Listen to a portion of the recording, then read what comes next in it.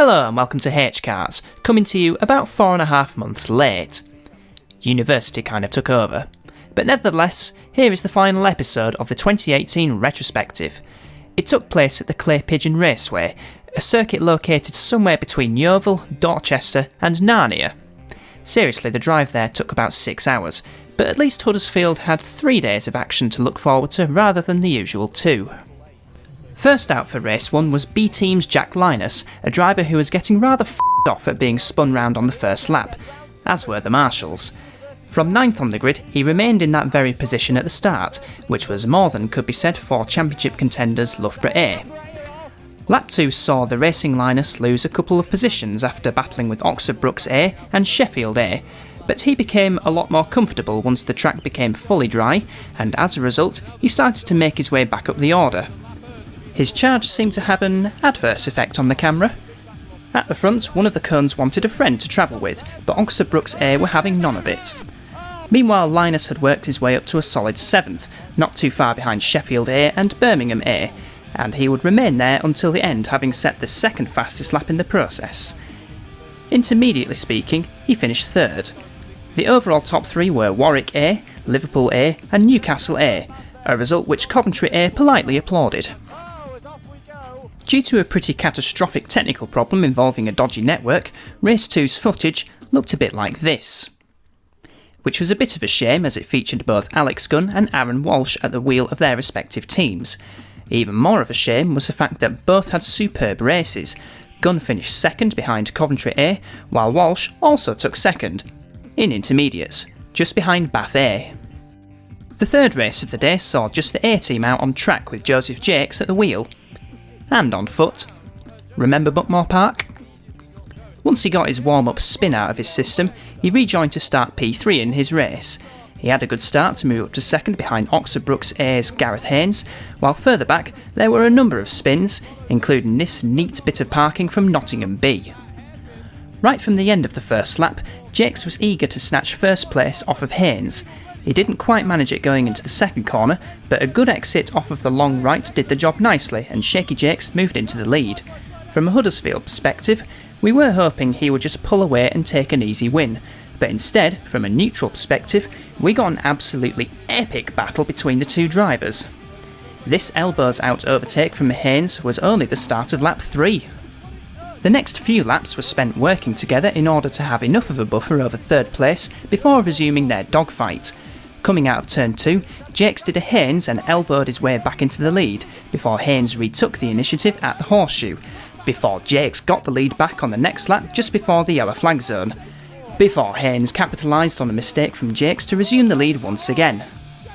A few laps later, once Shaky Jakes had closed back up to Haynes after the gap grew to a truly staggering 0.8 of a second, a tighter line through the second corner allowed him to muscle his way back into the lead at the chicane, and this time around, he kept it. For about 3 laps, before Haynes barged his way back in front at the hairpin, a move which Jakes wasn't entirely happy with. A brief period of negotiating their way through backmarkers followed before the next clump of action, which came at the start of lap 27 when Jakes outbraked Haynes going into turn 2. It was a bit of a hairy manoeuvre, one that Shaky Jakes himself wasn't too sure about, so he let Haynes back through at the end of the lap. It's worth mentioning that Huddersfield A had an outside shot of the championship, and a penalty or black flag would have done their chances no good.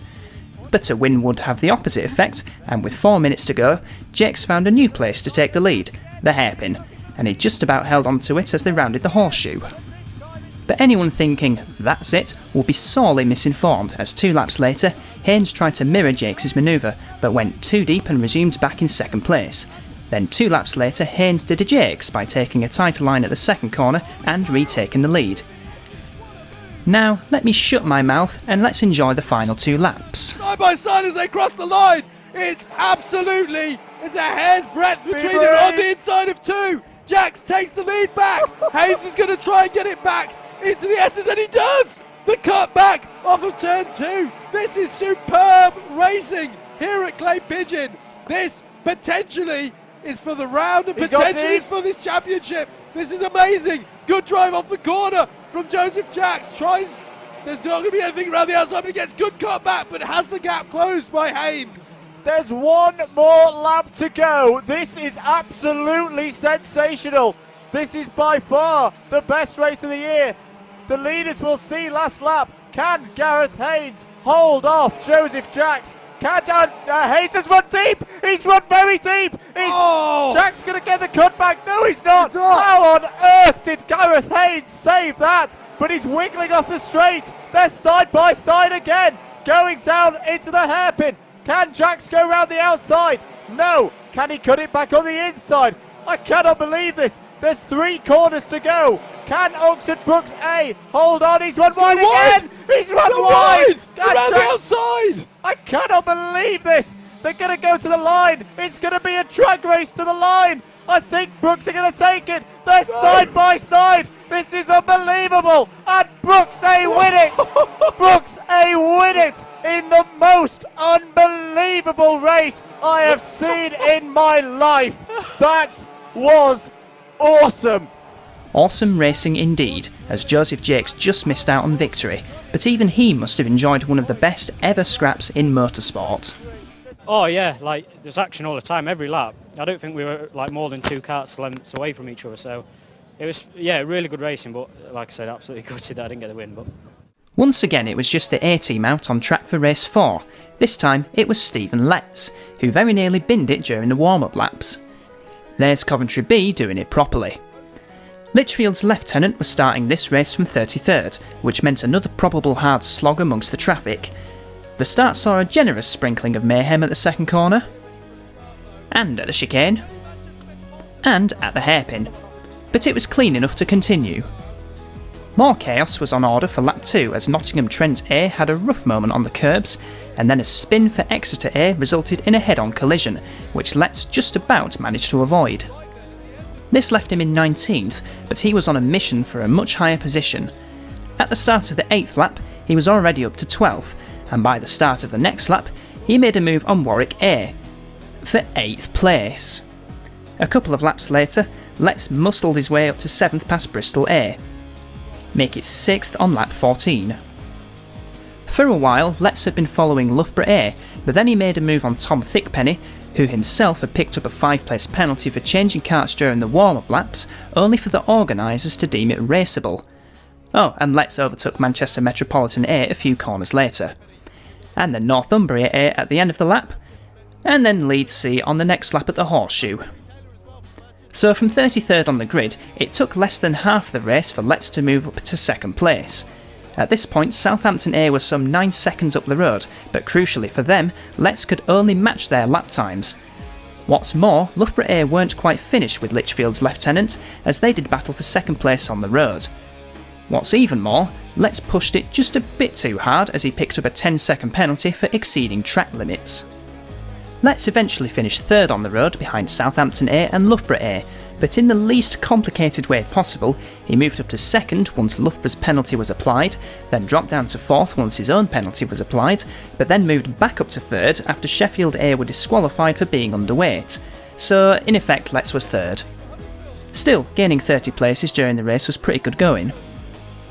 Race 5 saw both teams in action, with Ollie Milner starting 20th for the A team and Sam Turn starting 22nd for the B team. There was another Huddersfield driver in this race, as Nottingham C had recruited Sean Arnold as an ineligible driver. He had obviously lost none of his talent by spinning off on the warm-up lap. There would be another warm-up mishap for Huddersfield, with Sam Turn getting Go-Karting confused with Skittles and scoring a strike against Exeter A, with Oxford Brook C spinning their kart down the gutter. Everyone was hoping that the start of this race would be a much cleaner one, and it was. Only 3 karts off at turn 2 this time, and then just a few more off at the hairpin, otherwise it was pretty clean. Milner had a good start to move up to 13th, but Turn had an even better one to move up to 11th. Soon enough, they were both in the top 10.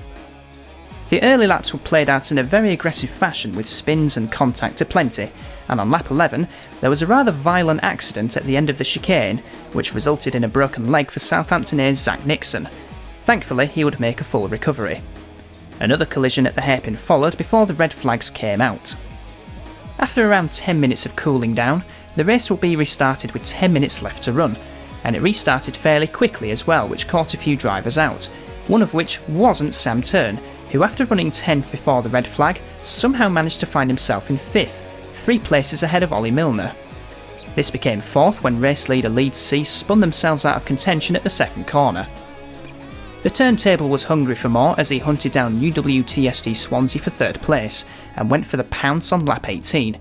He managed to get past, but it was deemed to be an ABC bump and pass by the stewards, and Turn received a 10-second penalty, much to his displeasure. Although Turn would finish 3rd on the road, a closely packed field thanks to the red flag meant that he dropped down to 11th post-race. Meanwhile, Milner wasn't having a good second half of the race and was eventually classified 9th. The top 3 were Loughborough B, Cambridge A and UWTSD Swansea. The final sprint race of the day saw just the B team out on circuit, with Luke Bath starting 28th. The start was yet another clean one with 10 karts off at the second corner.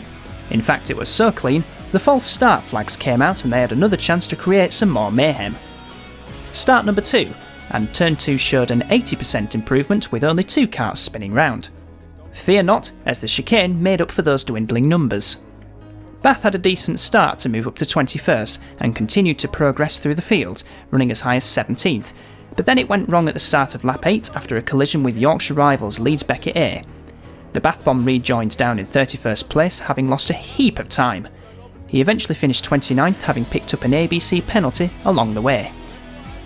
The race was an Oxford Brookes stranglehold, with Brookes B winning from Brookes A and Brookes C. And that second place for Brookes A was particularly important because it meant that on countback they won the round ahead of Huddersfield A. Huddersfield B were an outstanding 5th overall and the first of the intermediates teams by 3 points. With Newcastle A having a difficult round, this put Huddersfield B in really good shape for the intermediates championship, while the A team were just about out of it.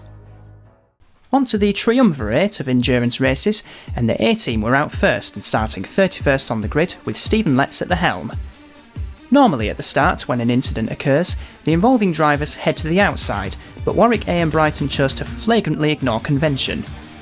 At the chicane, Sean Arld had an intimate collision with Northumbria A, and then coming into the hairpin, Sheffield A experimented with braking on grass rather than tarmac and using Loughborough C to skew the results. Letts moved up to 23rd after the first lap, and then 11th as soon as the pit window opened. Letts pitted immediately, and a solid stop kept him in the running for a good result, and he even had time to battle with Coventry B. One by one, everyone else pitted, and sure enough, he was in the top 10, even if Oxford A were making it difficult for him. With the major runners having made their first stops, Letts was up to 4th, but make that 3rd after he overtook Oxford Brookes B at the hairpin. A couple of laps later, he was on the back of Warwick A for 2nd, and executed a neat pass going into the chicane. Next target, Oxford Brookes D, and just our luck, the cameras didn't capture the moment when Letts took the lead off of them. So here's a shot of Letts actually in the lead. He had built up a 6-second lead over Oxford Brookes D before making his second pit stop to hand over to Ollie Milner, but having to queue behind Manchester Metropolitan A cost them precious time, and crucially, Oxford Brookes B had a good stop to rejoin ahead of the man with the golden Volvo. In fact, Brookes D had also got ahead, but a mistake from them allowed Milner to get ahead. The scene was set for a battle royale between the top 2. The gap to and froed and fro and toed, but as hard as Ollie tried, Brookes B were just too good amongst the traffic and took the first endurance win ahead of the A team and Coventry A. On to the filling of the endurance race sandwich, where Joseph Jakes was up in 6th. Square that number and you have Sam Turn's starting position. For once, the first corner was disappointingly clean as all drivers got through without incident. Jakes had a cracking start to move into 2nd behind Swansea A and even tried around the outside for the lead, but thought better of it. At the start of lap 2, Shaky Jakes went for it going into turn 2 and succeeded, up until the chicane. He had a much better run out of the corner and tried for the lead again, only for Swansea A to lock up and shunt him into a spin. From 30th, Jakes was enraged into a charge through the field. He was briefly up to 19th before making a fuel stop over 7 minutes into the race. He rejoined immediately behind race leader Brunel A. Meanwhile from last, Turn briefly moved up to 13th before making his first stop, but later whilst in 16th, the turntable picked up a black flag for an ABC takeout on someone. No idea who he wiped out, but it dropped him well down the order. Once the pit window closed, Jakes had worked his way back up to an almost unbelievable 7th place. Over the next few laps, he moved past Bristol A and Coventry B before handing his Go-Kart to Alex Gunn. It was a blistering pit stop that put the shotgun in contention for a podium finish. Meanwhile, Turn had handed his kart over to Luke Bath, who was a bit jealous over the turntable's black flag, so he decided to get one himself. With 15 minutes to go, Gunn moved up to third past Cambridge A. It had been a fantastic recovery drive for the A team considering their second lap incident that dropped them down to 30th. Gunn even had time to witness one of the Alpha Live crew's spins at the chicane. With the gap between second and third just a bit too big, Gunn settled for third and put the A team in a very good position for a round podium. They finished the race behind Loughborough A and Oxford Brookes A. Meanwhile, the Bath Bomb brought the kart home in 30th. Just one more race to go in the BUKC Mains Championship, and it was a pole position for the B team with Aaron Walsh taking the start. How was he feeling? Well, it's wet and cold, so we're living the dream. With rain falling and with the Intermediates trophy up for grabs, Captain Chaos needed a good start. It was so good that the marshals wanted him to do it again. He managed it properly this time, although the slippery surface meant that he lost the lead to Loughborough A after the second corner, but at least he wasn't part of the scrapyard further back. Having retaken the lead at the Horseshoe, Walsh led at the end of the first lap from Loughborough A, but either the track was a trifle hair-raising, or Walsh just felt like hanging the arse out. At exactly 3.5 minutes in, Leeds Beckett A took the lead from Walsh at the hairpin, who then lost another position to Northumbria A, and then 2 minutes later, Captain Chaos headed into the pits for a fuel stop. The rain grew steadier from around 10 minutes in and lap times became slower. Spins became more frequent with offs from Northumbria B, Manchester Metropolitan A and Leeds B. Once the first pit stops were out of the way, Walsh was running in 9th and looking alright for the Intermediates Championship. The second pit window opened with Walsh not too far behind Oxford Brookes A and Nottingham Trent A, but he went for the early second stop in order to hand over to Jack Linus. It was a solid stop that kept the B team on course for a top 10 finish. It would have been 8th, but Loughborough A's Ollie Wedden was really struggling in the wet conditions, and with 3 laps to go, Linus moved up to 7th where he would remain on the road, but penalties for Liverpool A moved the B team up to 6th. The top 3 in this race were Northumbria A, Nottingham Trent A and Leeds Beckett A. The newly crowned 2018 BUKC Championship waited until after the checkered flag to bollocks it up. 2 top 3 finishes gave Huddersfield A victory for the final round of the BUKC Championship ahead of Oxford Brookes A and Loughborough A, while Huddersfield B were 21st overall, but more importantly for them, that was enough to give them the 2018 Intermediates Championship, 3 points ahead of Newcastle A. As for the A team, they took 3rd in the championship, tied on points with Oxford Brookes B but behind on countback, and just 5 points behind champions Brookes A. On to the final rookies round of the championship now, and unlike the previous ones, Alpha Live actually bothered to stream it to the viewers. The circuit remained wet from the previous day's rain, and combined with the volatile nature of the Rookies Championship, there was the serious potential for a lot of f***ed up go-karts by the end of the day's racing. First out on circuit was James Brickles making the upgrade to the C team. He had qualified 23rd during a session where the track was at its wettest for the day, but at least it didn't spin. He had a fairly cautious start as he steered clear of a colliding Leicester A and Swansea D and dropped down to 25th. 1 position was gained after the second lap before Brickles had a spin at the hairpin on the third and dropped down to 33rd. From there his pace improved, even if he was proving to be a bit of a nuisance to some of the front runners, namely this moment of confusion at the chicane which accidentally caused Brunel D to come to a stop.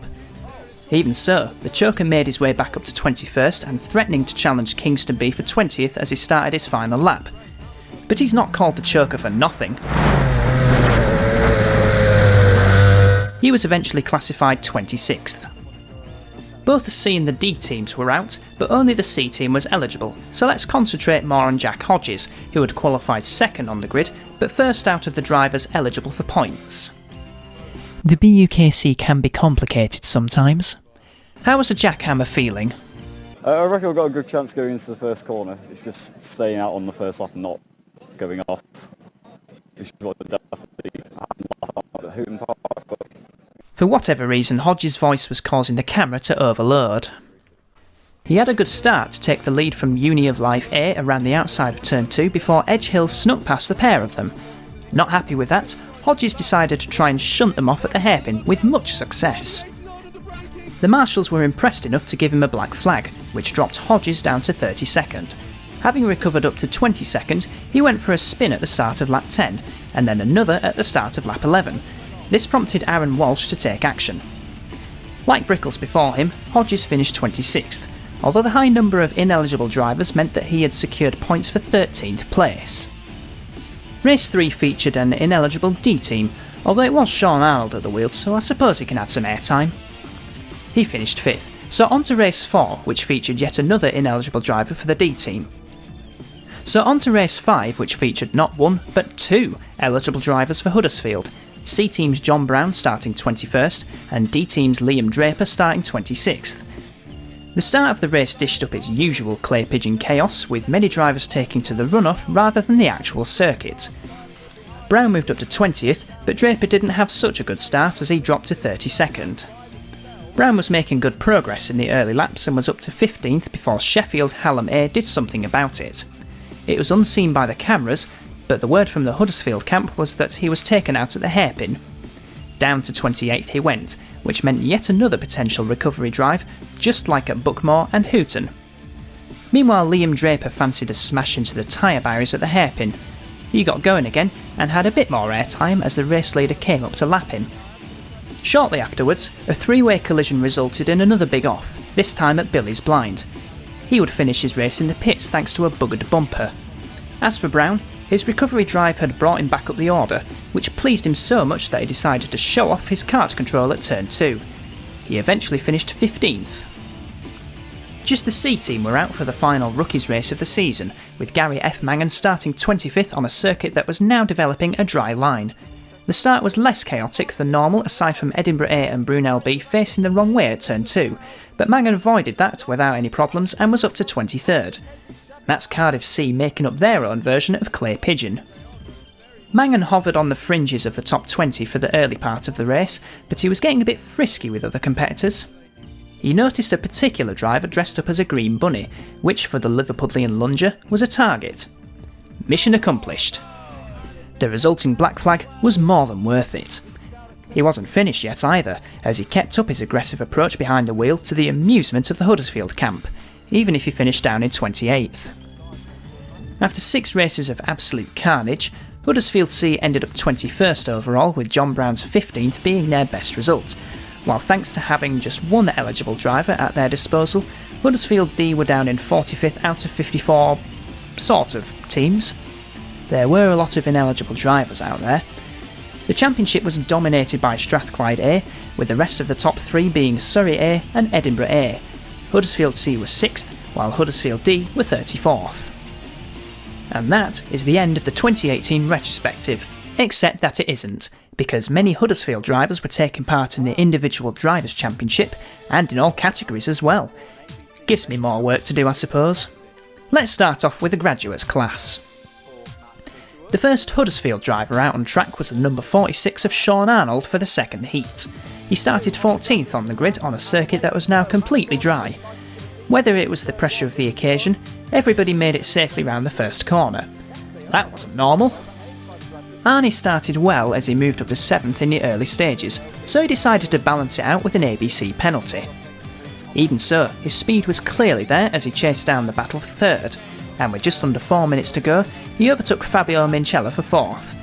A couple of minutes later, it all got a little bit interesting with Arnie attempting a move for 3rd on Callum McKechnie, only to have Matt Isherwood sneak past the pair of them. Not happy with this, Arnie lunged at Isherwood going into the final corner, which then let McKechnie back through to 3rd, so normal service was essentially resumed. Although Arnie took back 3rd on the last lap, his penalty plus the highly competitive nature of the Drivers' Championship meant that he was classified 17th. He was back out for Heat 3 where, thanks to a carefully programmed qualifying system, he was starting 19th. Edmund Bannister had such a good start from pole that his left foot forgot what to do. Meanwhile, Arnie more than halved his qualifying deficits to run 9th by the end of the first lap, while turn 2 reserved a parking space for Thomas Brooks. At the front, a massive battle for the lead was developing, and Arnie got himself involved in it. He went from 6th to 4th on the 3rd lap, and then from 4th to 2nd on the next lap, but even he thought his treatment on Steve Hicks was a little rough, so he let him back through. Unfortunately for Sean, marshals don't really give a shit about compassion, and an ABC penalty was given anyway. Having dropped to 4th, Arnie made a move on Mark Keane for 3rd at the Horseshoe, and then a few laps later he lunged at Mark Cuthbert going into the hairpin and succeeded, obviously taking after Gary F. Mangan. By the start of the final lap, Arnie resumed his battle with Hicks, this time for the lead. After a quick ride on the sausage out of the chicane, Arnie took the lead going into the hairpin, and he would just about keep it on the road, but his latest ABC episode dropped him down to 5th, which was still alright. How did he find his race? Well, I had a decent start, but I got another penalty, I think. Ball down, come on, see ya. So despite a penalty in each race, Arnie somehow made it into the A final, but before that, here's the main highlight of the B final, Jacob Harris getting shunted off. Magnificent. Arnie was buried amongst the midfield somewhere in 21st place. Once again, the graduates were well behaved through the first corner, which in the Drivers' Championship is completely bizarre. Even more so, Arnie didn't budge from his 21st place after the first lap. From there, progress was pleasing for him as he made up multiple positions with each passing lap, even if he was using his go-kart as a boxing glove. Noah's Ark through the Billy's blind, which was too much for the camera. With under 7 minutes to go, Arnie had moved up to 13th, but going into the hairpin, Aaron Mayle thought that position was too good for him and shoved him off the track. This moment left him down in 18th and with soiled overalls. Trying to once again make his way back up the order then resulted in a 3rd penalty in as many races and a 100% success rate, although this one was for multiple bouts of contact, and as you can see, Arnie was disappointed that it wasn't yet another ABC. This effectively spelt the end of his chances to make the super final, but he still put in the effort as he finished 11th on the road, but eventually classified in 21st. In one word, Arnie? Shocking. So on to the heavyweights, where Huddersfield were fielding 2 drivers, Jack Hodges and Ollie Milner, although the man with the golden Volvo was actually classed as a super heavyweight because he's proper hench. Hodges started 8th, while Milner was down in 28th. Come on guys, you're meant to be crashing and spinning at that corner. Hodges remained in 8th after the first lap, while Milner moved up to 20th, but during the second lap, the jackhammer was muscled down to 17th, with his Huddersfield homeboy right behind. But Milner was on the move, getting ahead of Hodges and then a few others for good measure. The jackhammer tried to compound his position losses by getting a bit close and personal with some of the other drivers. The rest of the race went by fairly routinely for both, as Milner finished 9th or 3rd in super heavyweights, and Hodges 19th. Just to make things awkward for Huddersfield's resident video editor, just Ollie Milner was out for Heat 3. At least he was up in 5th for the start, and cleanly round the first corner they go in monotonous fashion. That's more like it at the chicane. Having moved up to 4th at the start, Milner was showing some good speed and attempted to move on Andy Dawson going into the Horseshoe, but Geordies are made of pretty stern stuff. The golden Volvos are pretty tough as well, and a few minutes later, Milner managed to sneak in front going into the chicane. Then he took advantage of Titus Bichelis being balked by the traffic and moved up to 2nd. But then 2 kinds of disaster. A spin at the hairpin dropped him well down the order, and the stream didn't capture it. Milner finished 15th, or 7th in supers. Jack Hodges was back out for Heat 4 starting in 25th, somewhere behind a couple of balloons. After many races of frustratingly clean starts, drone man Dan finally broke the trend and spun round. Then at the chicane, the balloons floated off onto the grass. More carnage at the chicane was forecast, and Ben Street duly delivered the storm by spinning off, taking a few others with him. Hodges managed to steer clear from the mayhem and ran 15th for much of the race. He then moved ahead of James Derrick to finish 14th on the road, but he moved up a position post-race thanks to a penalty for Matthew Lewis, the only one in the field to have received one, so good effort from the Oxford Brooks driver. Those results put both drivers into the A final, with Milner starting 21st and Hodges down in 30th, having just about scraped through. A quick story before warm-up. Pun very much intended, as George Story found a bizarre place to spin off during warm-up. The start of the race saw some oh so beautiful chaos, with at least 7 karts scattered around at the Turn 2 runoff. It was impressive enough to see the false start flag come out, giving all drivers another opportunity to f*** it all up again. The second start wasn't quite as dramatic unless you're a Titus Bichelis fan, as he was knocked into a spin by Harry Farnhill. During that first lap, Milner quickly picked up an ABC penalty from somewhere as he moved up 6 places from his grid slot, while Hodges somehow managed to lose 3. Despite his penalty, Milner was once again quick as he ran as high as 12th. Quite a few other drivers were getting penalties in this race, so the man with the golden Volvo decided that he wanted 2 to his name on his way to be classified 28th. As for the jackhammer, he finished 27th on the road, but thanks to this smorgasbord of penalties in front of him, he was classified a rather respectable 20th. So onto the lightweights, which featured not 2, but 4 Huddersfield drivers: Joseph Jakes, Jack Linus, Aaron Walsh and Sam Tern. For the first heat, it was just the turntable out on his lonesome. Well, aside from 29 others. As was the case for the majority of the races, the start was very clean, unless your name was Benjamin Topless or the tyre stack at the chicane. From 13th on the grid, Tern had a fantastic start, moving up to 6th by the end of the first lap, and he was still on the move as he overtook Dom Whiting for 5th at the start of lap 3. Over the next few laps, Tern lost a couple of places to Alistair Irvine and Diego Martinez de Luca, but then he was destined to lose a whole lot more thanks to JV's concrete curryburst. Tern's black flag dropped him down to 21st come the end. Everyone except Sam Tern in the Huddersfield School of Lightweights was out for Heat 2. Jack Linus was starting 20th, Aaron Walsh was 19th, and Joseph Jakes was all the way up in 2nd. How did he fancy his chances? Yeah, not bad. I'm going to keep my mouth shut though, I don't want to say anything and jinx myself, so... Keeping it modest there. He took advantage of his front row slot to take the lead going into the second corner, only to run wide and fall behind Yusuf bin Suhail. Meanwhile, Walsh moved up to 12th, while Linus dropped to 22nd. The start of the second lap saw Shaky Jakes glued to the back bumper of bin Suhail. He couldn't quite manage to take the lead going into turn 2, so he decided to take it going into the hairpin. The next part of his race was spent absorbing pressure from Rihanna Percox like a sponge, while Walsh was also wringing it out, taking 6th from Sam Rowling at the Horseshoe. Captain Chaos wasn't done yet, as with just over 5 minutes to go, he battled with Chris Doyle, showing him how to drift in the process. Meanwhile, the racing Linus had a spin somewhere and dropped well down the order, so far down that he decided to try and help Shaky Jakes in whatever way he could. Even though the Drivers' Championship was everyone for themselves, Linus was still thinking team tactics. What a guy. Further back, Walsh was overtaken for 5th by Jess Alexander, and then by 18 others as he decked it on the final lap. But it was Joseph Jakes who held on for a well-deserved win in his first lightweight heat. He was congratulated by Linus on the slowdown lap, even if the dab is f***ing stupid. But what was it like from Shaky Jakes' perspective? Yeah, it wasn't bad. I had a bit of a battle at the start trying to get past someone. Then sort of someone seemed to follow me for a bit and then got past a few back markers and seemed to pull a bit of a gap. So yeah, I was pretty happy with that, to be honest with you. The past couple of minutes of this review support his statement. He was back out for Heat 3, although with no other Huddersfield drivers to keep him company. He was starting down in 29th and obviously hoping for a bit of chaos at the start.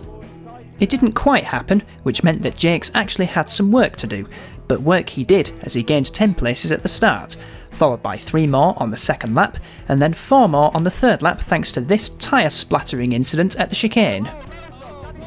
Shaky Jakes continued his progress over the next few laps as this particular shot captured him in 10th ahead of Ryan Luscombe, and then this one showed him in 8th ahead of Alistair Irvine, who would later get back ahead. Jakes would eventually finish 7th on the road, but cone penalties for Irvine and James Ryan promoted him up to 5th post-race, a great drive from 29th on the grid. The other 3 drivers were out for the final lightweight heat. Jack Linus was starting from 13th, Aaron Walsh from 14th and Sam Tern from 20th. At the start, it was Captain Chaos who decided to experiment with a run-off at turn 2, and it seemed to work as he moved up to 9th. Somehow. Meanwhile, Linus and Tern both lost positions in amongst the scramble. With 3 minutes of the heat gone, Walsh had already moved up to 7th, and then he squeezed past Sam Baxter for 6th going into turn 2. And then on the next lap, he overtook Will Goodhue for 5th going into the final corner. At this point, both Linus and Tern were running in the teens, but an incident for the turntable resulted in a spin, leaving him well down the order and destined for the B final. As for the rest, Walsh had a horrendous final lap and dropped down to 9th, while Linus was classified 13th. So it was Jack Linus and Sam Tern who were racing in the B final, and they were starting from 13th and 22nd. The start saw some much needed mess with a few karts off at the second corner, followed by one more at the chicane. None of those drivers were from Huddersfield.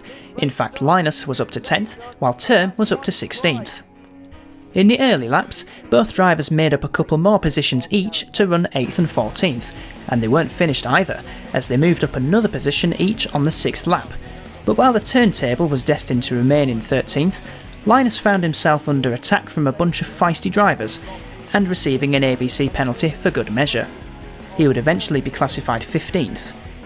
Tern also received a penalty, this time for slapping a cone out of the way, but his finishing position remained the same. On to the A final, which featured Joseph Jakes and Aaron Walsh starting at very different ends of the grid. Walsh was 30th, while Jakes was on pole. How did he fancy his chances? We'll have to see. Let's see how it goes on. Still keeping it modest. From pole position, he kept the lead through the critical second corner.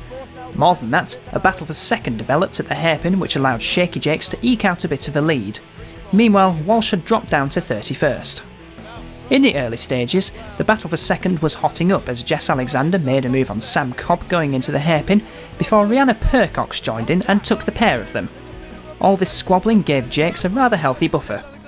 With 5 minutes to go, however, the race would begin to get exciting, as Jess Alexander worked her way up to second with a very neat move at the horseshoe, although James de Havilland briefly took it back. Once Alexander retook second, she and de Havilland began to work together, and with 1 lap to go, Shaky Jakes' lead was under threat. Could he hold on? Joseph Jakes has got to give the lap of his life. He got a signal from Sean Arnold to say, think, keep calm. But Jess Alexander is right there. Can she get the run down the back straight? Can she have a lunge? Jakes goes slightly defensive. She's going for it! She's gone for it! And Alexander's got through! There's contact! James de Havilland, they're 3 wide! Into the horseshoe! Oh, de Havilland on the contact! And Joseph Jakes has kept this! Can he do it? He's got 2 more corners! This would be an unbelievable win! Through the final corner! Here we go! Down the straight! He's gonna do it! I can't believe it! Joseph Jakes is the lightweight champion! Oh, what a drive! What a moment for Huddersfield! That will make their season. It was frightening, but Shaky Jakes just held on to become the lightweight champion, without doubt the biggest victory of his career. How did he hold on? It was so close at the end. I could tell they were catching, so I had to just do something on the last lap to try and stop them. So, no, I still can't quite believe it, to be honest with you. His victory was also in part thanks to some good communication from the Huddersfield crew, mostly from Sean Arnold. To be fair, most of the time was just telling him that he had a huge, massive gap behind him, but we knew they were catching him up, but we didn't want to tell him because obviously he's getting nervous and driving worse, so we were just trying to get him just to chill out and just control it, and just about got away with it in the end, didn't he? So, yeah. Oh, and Aaron Walsh finished in 21st place. Just one more race to cover now, the Super Final, where the top 10 from each class would get the chance to slog it out against each other. Thanks to his sensational win, but also thanks to a quicker race lap than the other 2 class winners, Joseph Jakes was on pole position once again. He had a good start, unlike at least 4 of the drivers at turn 2. Although Shaky Jakes held on to the lead, Henry Jackson was eager to pinch it off of him as he made a move going into the horseshoe. Steve Hicks and Matt Isherwood followed through, and Jakes was down to 4th with Jamie Zyron disguised as Nicky Richardson bearing him down. The Super Final was already red hot, and Jakes found himself in a Malcolm Tucker situation as he battled with most of the top 10 at the end of the second lap. If you look closely, you can just about see him in amongst a vicious battle for 4th going into the chicane, as well as a hard-fought battle for the lead between Hicks, Matt Isherwood and Jamie Nicky Zyra Richardson. Here is Jakes involved in some more squabbling at the horseshoe. Jakes ran 7th for much of the race, and making a move on Isherwood for 6th resulted in an ABC penalty, effectively ending his challenge for a top 3 finish. Although being the new lightweight champion, he wasn't really that bothered as he finished 11th. As for the top 3, they had been engrossed in a fierce scrap which eventually went the way of James de Havilland from Zyra Richardson and Steve Hicks. And that really does conclude the retrospective of the 2018 BUKC season. A season full of highs and lows for many, but ending on the highest of highs for Huddersfield, with Joseph Jakes ending his BUKC career by becoming the lightweight champion. H-Karts would like to thank all our sponsors, and stay tuned and see you soon.